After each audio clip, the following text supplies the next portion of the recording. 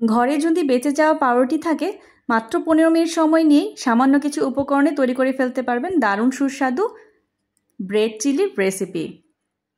এটা এত সুস্বাদু হয় খেতে, না তৈরি করলে বুঝতেই পারবেন না।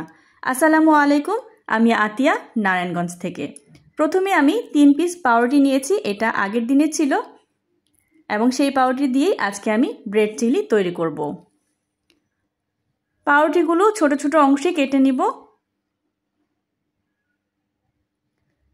একটু ছোট ছোট করে কাটলেই এই রেসিপিটা দেখতে যেমন সুন্দর লাগে খেতেও ভালো লাগে, তাই আমি একেবারে ছোট ছোট করে কেটে নিচ্ছি।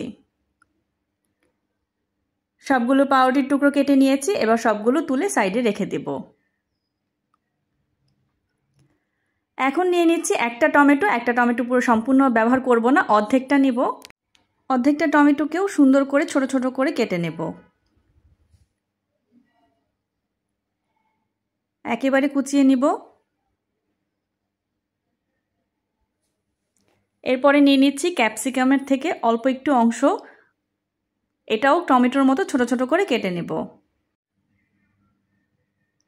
সবগুলো ক্যাপসিকাম কেটে নিচ্ছি। এখন নিব অর্ধেকটা পেঁয়াজ।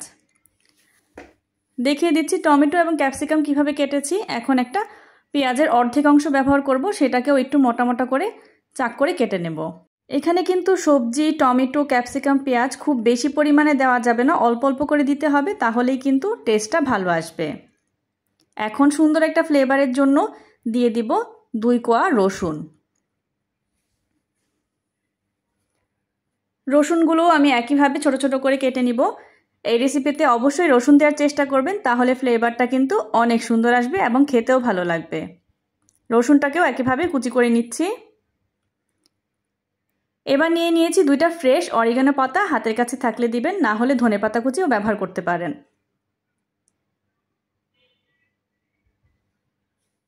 পাতাটাকেও আমি কুচি করে রেখে দিচ্ছি। সবগুলো সাইডে রেখে দিব। এবার একটা প্যানের মধ্যে দিয়ে দিয়েছিলাম সামান্য একটু বাটার। বাটারটা যখন গলে যাবে তখন কেটে রাখা পাউরুটির অংশগুলো দিয়ে দিব। চুলার আঁচটাকে লো থেকে মিডিয়ামে রেখে ভেজে নিতে হবে 2 মিনিটের মতো, যাতে সুন্দর একটা কালার চলে আসে। চুলার আঁচটা বাড়ানো যাবে না, সময় নিয়ে একটু 2 মিনিট সময় নিয়ে ভেজে নিতে হবে, যাতে করে সুন্দর একটা কালার চলে আসে, তখন এটা তুলে রাখতে হবে। এবার একই প্যানের মধ্যে দিয়ে দিয়েছি 2 টেবিল চামচের মতো রান্নার তেল, তার সাথে দিয়ে দিচ্ছি 1 চিমটি পরিমাণ আস্ত জিরা। জিরাটা যখন একটু ভাজা হয়ে যাবে এ পর্যায়ে দিব রসুন কুচি। রসুন কুচি দিয়ে একটু নেড়েচেড়ে ভেজে নিব।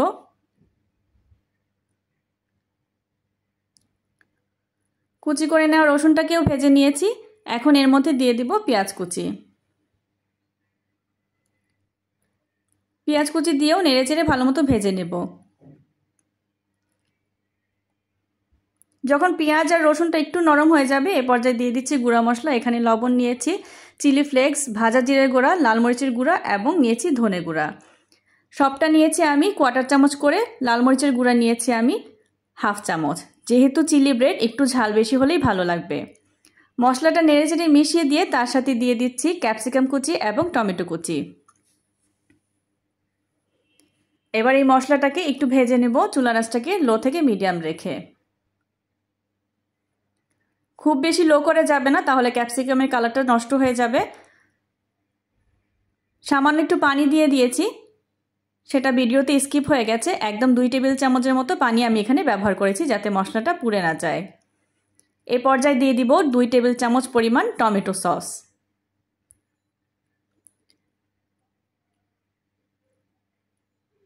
এখন ব্যবহার করব সয়া সস। ছোট চা চামচের 2 চামচ ব্যবহার করব।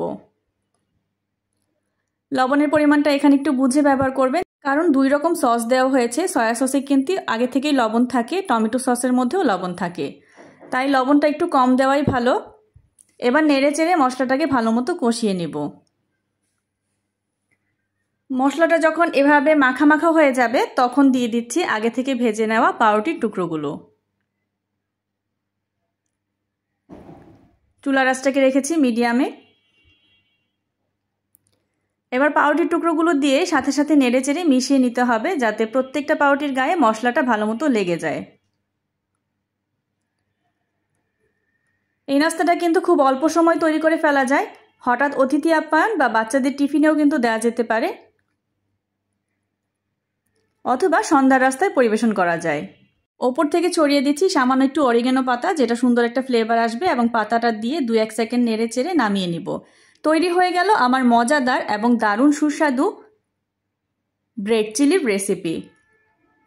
আমার আজকের রেসিপি যদি ভালো লেগে থাকে, সবার কাছে অনুরোধ থাকবে যারা ফেসবুক থেকে দেখছেন তারা প্লিজ আমার পেজটি লাইক, কমেন্ট এবং ফলো করবেন, ভিডিওগুলো শেয়ার করে পাশে থাকবেন।